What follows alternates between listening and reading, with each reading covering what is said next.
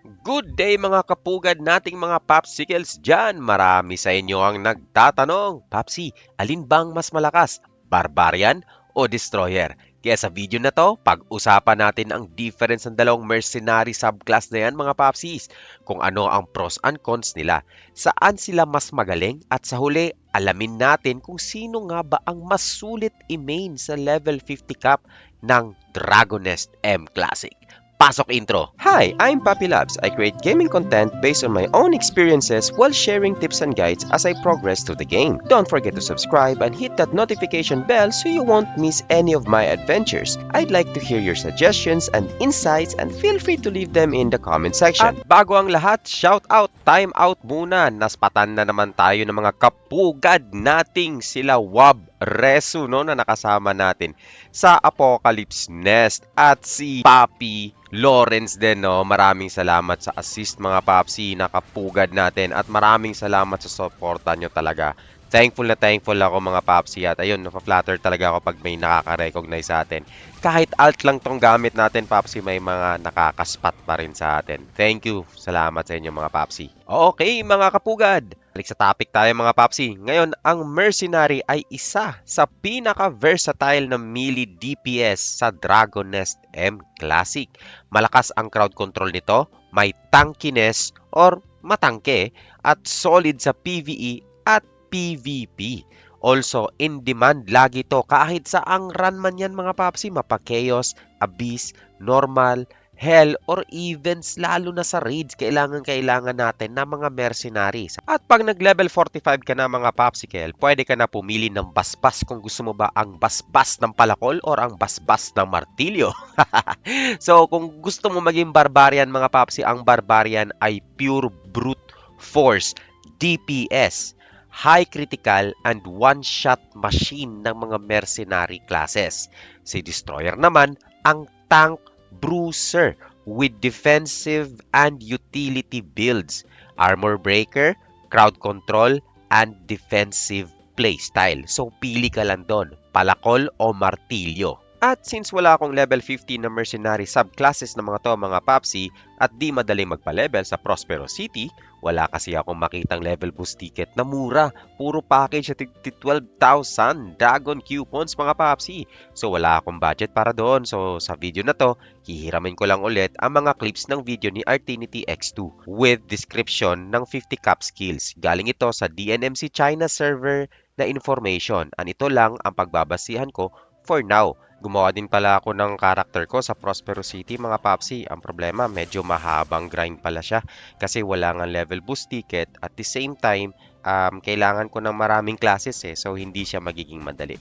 But gagawin ko lang lahat Popsi kung ano yung kaya kong gawin, no, as for now. Okay, so simulan natin sa Barbarian. Again, sa video na to, ipapakita ko sa inyo ang video ni Artinity X2. Pwede niyong puntahan ng channel niya para mapanood yung buong video skill showcase ng mga classes na ito.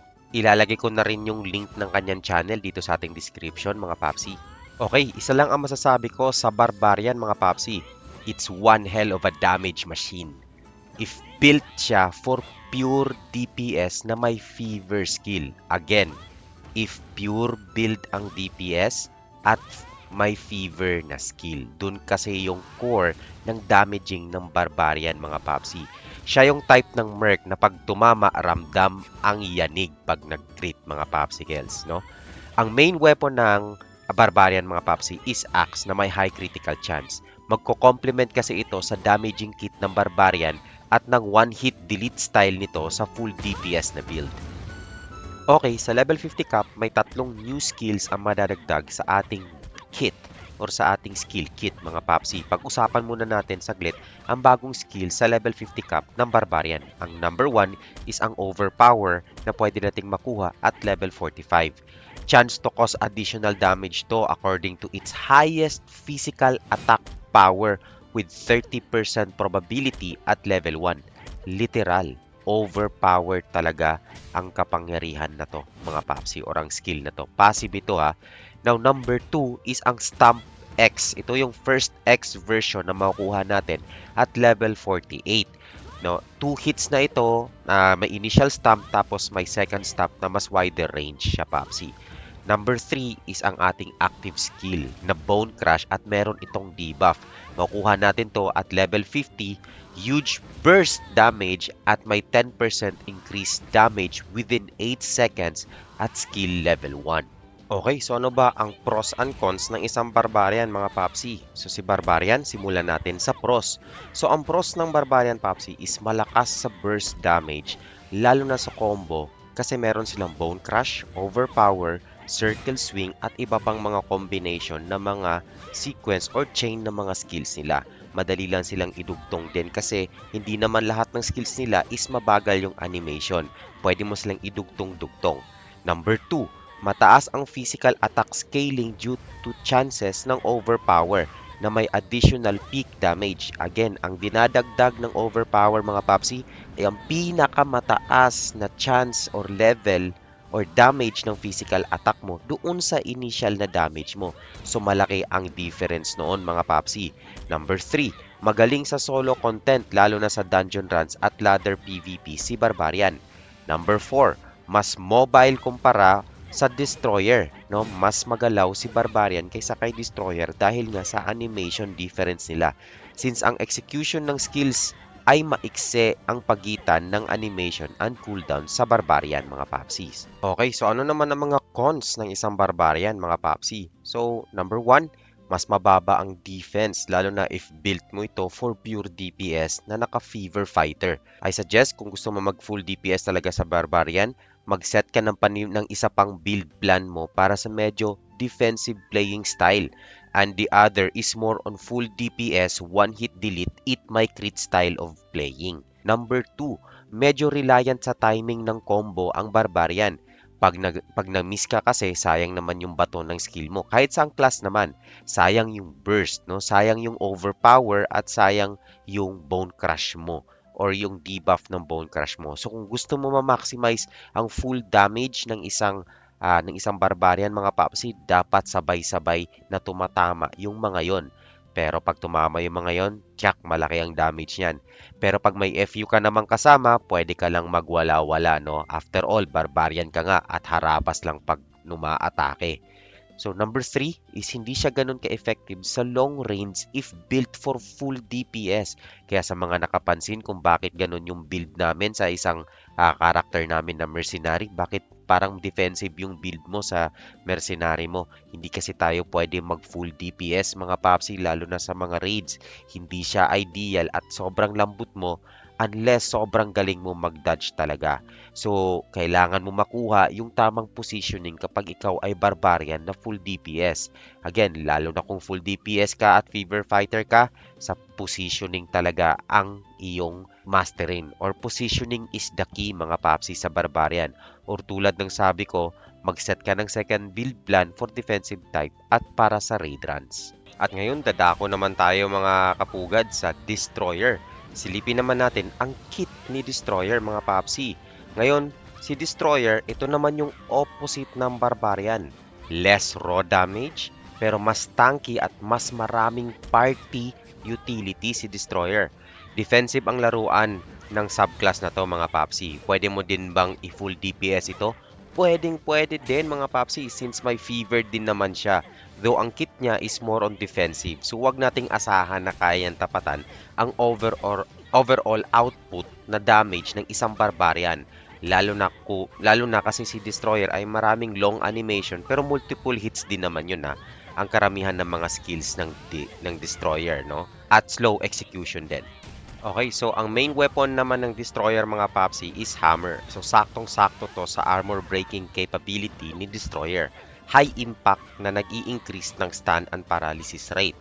So si Destroyer ang tank bruiser. So literal pasang-pasa ang labas ng kalaban sa bugbog ng martilyo at samahan mo na rin ng konting hilo at basag ulo sa Destroyer mga papsi, no?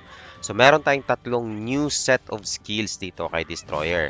Number 1 is ang breaking point. Breaking point at level 45 natin ito ma-unlock after nating mag-change to Destroyer. So si breaking point, it has a chance to destroy super armor pag tumama. So maririnig mo to, napaka-distinct ng tunog nito pag nag-activate tong ating breaking point mga papsi. Pasadahan lang muna natin papsi kung ano ba ang super armor kasi malaking bagay ang super armor dito sa game na to or isang mechanic ang super armor dito sa Dragon Nest M Classic. So si super armor, it grants protection mga papsi or shield sa mga monsters para di sila maapektuhan ng flinching or nag-i-stutter or knockback or even stun. So mapapansin mo ito bilang parang yellow bar sa baba ng mga HP ng mga kalaban no at mga bosses no, lalo na sa mga specific part tulad ng chin ni Apocalypse, ulo ni Cerberus at ni Manticore. Pwede itong basagin at pag ito nabasag, auto-stun ang mga to. At pag na-stun to mga to, usually tumataas din yung damage natin. In terms sa Mercenary, ang pinakamagandang example ng super armor na skill natin is ang Iron Skin, mga paps. So, number 2 na skill na malelearn natin is ang first X skill version natin. At level 48, ang Flying Swing X. So, ang effect ng Flying Swing X mga papsi is longer range lang siya with additional 50% damage per hit kasi multiple hits na ang Flying Swing natin. At ang ating active skills dito na bago is ang Maelstrom Howl at level 50. Nag-i-enjoy talaga ako sa skill na to mga papsi kasi talo pa ang Black Hole sa lakas ng higop nito. May provoke at damage din ito na effect. At the same time, it reduces incoming damage during casting by 70% at level 1 mga paps, no? Okay, so tara pag-usapan naman natin ang pros and cons ng isang destroyer. So number 1 na pros ng isang destroyer is mas mataas ang survivability nito, lalo na pag may iron skin at howl, which is meron din naman si Barbarian with armor breaking capability lang din siya. Pero mas marami kasi siyang mga defensive na mga skills na kit mga papsi. Number 2, may crowd control skills at debuffs para sa team perfect for raids, no mga paps. Number 3 is kaya mag-frontline kahit Chaos Dungeon or Abyss Dungeon or even sa mga nest at even sa raid lalo mga paps, no? Yes, slow ang animation ng destroyer pero may mga super armor at additional defenses sila pag nagka-cast ng skill tulad ng Flying Swing. Number 4, consistent damage kahit hindi burst type. Even though mabagal ang execution ng skills nito, multi-hits kasi sila and consistent. Okay, so ano naman ang mga cons sa pagiging destroyer mga papsi? Number 1 is mas mabagal ang combo execution nila dahil sa animation ng skills nila. Pero may reason to. Ang reason dito kung bakit mabagal ang execution ng skills nila is para ma-maximize ang defensive form nila. Kasi every time nagka-cast sila ng skills habang mahaba yung animation, ibig sabihin nakakapag-soak sila or nakakatiis ng mga damaging skills mga paps. Number 2, mas mababa ang peak DPS kumpara kay Barbarian. Understandable to mga papsi kasi hindi naman talaga pang damaging or full DPS ang kit ni Destroyer. Number 3, hindi ganun ka-flashy, no? Medyo boring siyang tingnan. Pero solid ang sustained fights. The longer the fight or mga long runs mga papsi, kayang-kaya ni Destroyer mga paps. Yes, kaya niya mag-soak ng Destroyer ng damage at mag-sustain mga popsicles. Okay, so mga papsi, gagawin ko lang to ng isang quick comparison table, no? Meron tayong comparison chart dito or base sa roll. So, titingnan natin base sa roll, sa damage, sa defense, sa mobility, sa PT utility, sa PvP, at syempre sa PvE or raids ang mga classes na ito. Okay, unahin natin sa roll mga papsi. Si Barbarian, ang role niya is mostly pure DPS. While si Destroyer naman, ang role niya is tank or hybrid na DPS. Pagdating sa damage type, si Barbarian ay burst damage habang si Destroyer ay sustained damage. Meron naman tayo sa defense, pagdating kay Barbarian, medyo medium lang defenses niya mga papsi. Di naman sobrang lambot talaga unless hindi ka marunong mag-dodge habang naka-fever ka. Pagdating naman kay Destroyer, high ang defenses kay Destroyer mga papsi dahil sa mga super armor and additional defenses during the skill animation. Meron din tayong mobility. Pagdating sa mobility, mas mataas ang mobility ni Barbarian compared naman kay Destroyer. Party utility, medyo mababa kung full DPS ka na Barbarian mga papsi. Huwag ka masyadong mag-expect na kukunin ka lalo na pag nakita sa'yo na puro damage at full DPS ka talaga na burst. Kasi ang hanap nila is yung makakasustain during runs. Pagdating naman kay Destroyer, mataas ang survivability nito mga paps. Pagdating naman sa PvP, strong ang burst damage ni Barbarian Papsi lalo na sa overpower na kumakarga yon sa PvP. Sa Destroyer naman, pagdating sa PvP, medyo crowd control ang kaya niya at stun at paralyze. Okay? Pagdating naman sa PvE at range, good na good si Barbarian mga papsi. Kayang-kaya niya talaga naman pagdating sa ganyan. Pero as a DPS role, kung DPS ka talaga. Pero si Destroyer, excellent ang may bibigay ko kay Destroyer in terms of raids and survivability or sustainability mga paps. So, ayun mo mga papsi, no? So, lahat na nabanggit ko ay base sa role ng isang class, mga papsi. Di ko i-expect na mag-a-agree kayo dyan. Kailangan lang talaga nating maintindihan ano ka ba sa isang party or raid. Kasi kung solo-solo player ka lang naman, wala namang problema kung ano ang build mo. Pero kung gusto mong pumasok sa isang raid party, need nating intindihin ang role natin.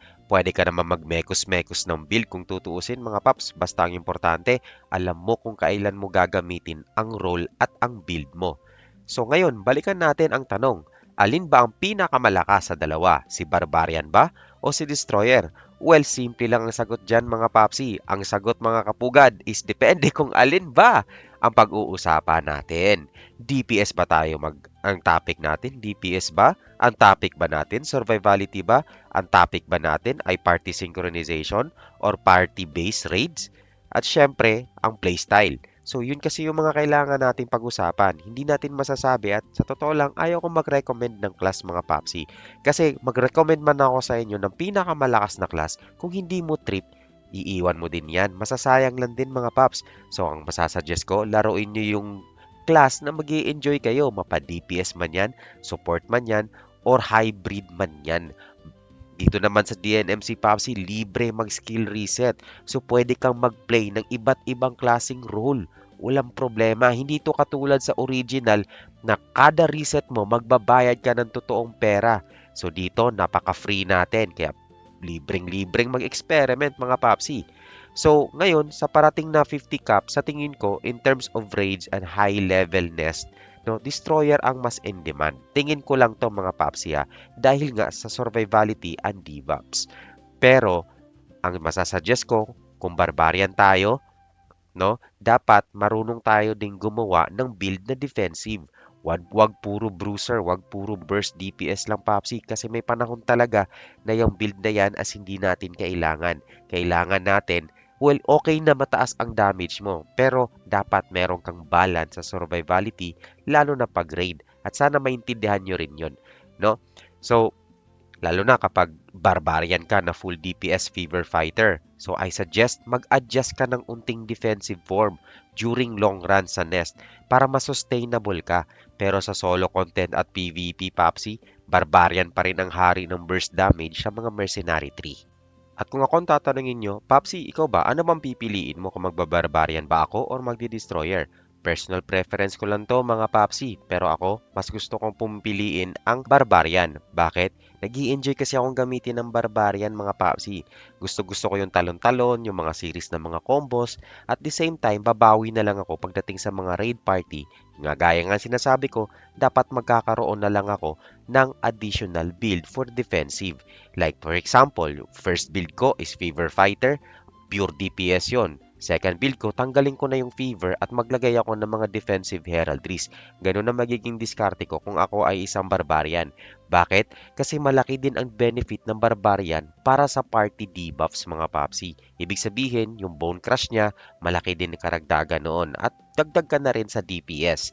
Unless, in special cases talaga, kailangan talaga ng mga destroyer. Pero most of the time, in my experience mga papsi, okay na si Barbarian Papsi sa mga raids. So, sa dulo mga papsi, wala talagang mas malakas sa isa't isa. So, depende talaga yan sa playstyle mo at sa role na gusto mong gampanan sa team.